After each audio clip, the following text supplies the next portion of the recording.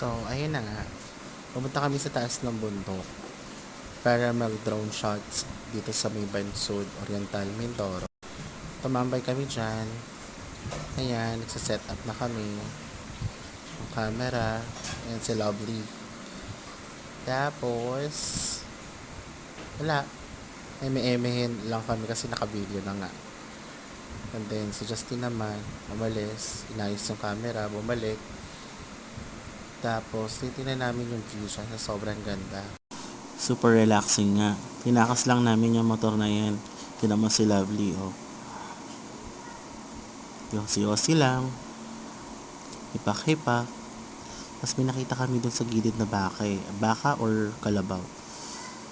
Kaso lang, ayan, inaayos ni Justin yung camera ko sa mas maganda yung angulo. Hindi nga namin mapwesto na maayos. Hindi naman yung mga dala naming mga motor. Pakarag-karag. Pero okay yung mga motor na yan.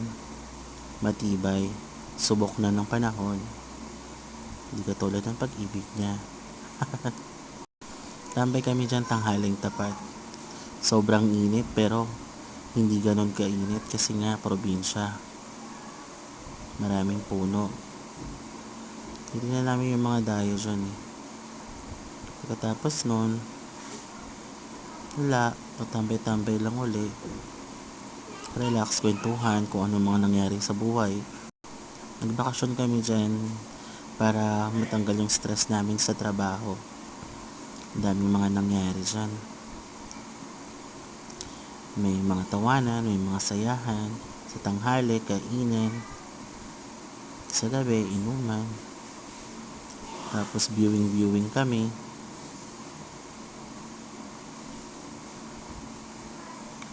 Tuloy-tuloy lang lagi yung mga gala namin nung nandyan kami. So yan, pag-desisyon na namin na tara na nga, punta na